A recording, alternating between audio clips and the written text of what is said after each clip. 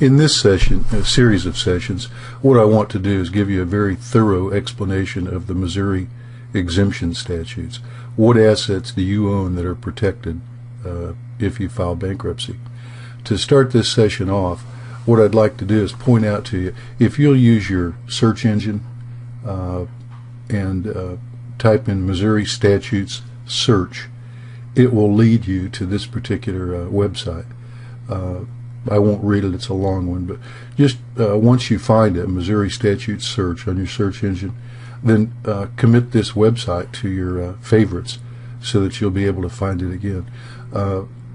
If you type in the number of any statute here in this search portion, then you'll be able to be taken directly to that.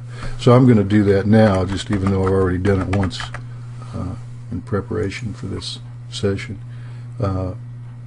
So we've now got Missouri Homestead Statute, and you can print that out, and I recommend that you do. Always check on the website with this particular address to make sure that you're dealing with the most up-to-date exemption statute. 513 is your homestead exemption. What do you keep if you own your home? There are other exemption statutes that we're going to cover as well. So let's start off with the first one that I want to cover with you. If you read Missouri Statute 513.430, it's a fairly lengthy statutory provision, and it has a number of subparts. One of those, subpart 3, has a provision that we lawyers call the Wildcard exemption. You can claim any property that you own, real or personal property, as an exemption, each debtor for $600. So if it's a joint filing, husband and wife, the husband can use this wildcard exemption for $600, and the wife gets another $600 exemption. So let's go through these comments that I've made here to remind you to share them with you. B, you will want to use this exemption for assets that are not otherwise protected. We're going to cover a number of exemptions that cover specific types of property. Automobiles, household goods, and different things. And let's say that you're a few dollars short in that exemption.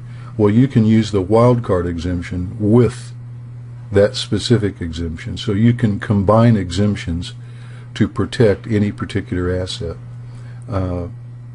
C, you should, if possible, time the filing date of your bankruptcy petition so that you'll have a minimum amount of cash and checking account balances. There is no specific exemption for cash in Missouri, nor is there a specific exemption for checking account balances. So the evaluation date, of course, is the day you file your petition. So if you have a low amount in your banking account and a low amount of cash, then that leaves more of that $600 available to use for protecting other assets that you have. So that's an important thing to remember. Now, on your checking account balance, let me cover something with you. You might look on your internet to get your bank balance, and it'll say X amount of dollars, but you know that you've got checks outstanding, so the actual balance is much less. You use your checking account ledger balance. You're the one that knows what the balance in your account is. You may, at a later point, have to produce a copy of that ledger to prove what checks you had outstanding. But that's the number that you're going to use when you're considering your assets. Now, Part E is one that I really want to share with you. Remember, you cannot use an exemption unless you in fact have an ownership interest. Let's say that the husband has a checking account. Well, he can certainly use this wildcard exemption to protect that checking account, but his wife can't. You can't use the wife's exemption for the husband's checking account if she's not one of the parties to that checking account. Now, if it's a joint account, husband and wife, of course you can use both the husband and wife exemptions, but if it's just the wife or the husband's account, you're limited to one exemption. Now, there's another exemption that's very close to the wild card by way of how helps borrowers, and that's called the head of household exemption. You might think that head of household requires that you be married and have children. That's the normal case, of course, but let's assume that you live with your girlfriend. She doesn't work and she has a 5-year-old son. Well, you're the head of household. So translation is you don't need to be married to qualify for a head of household exemption. You do need to be the head of the family, so to speak. It doesn't need to be a formal family. We've got case law where two women that live together as lesbians, they qualified for the head of household. So we've went beyond the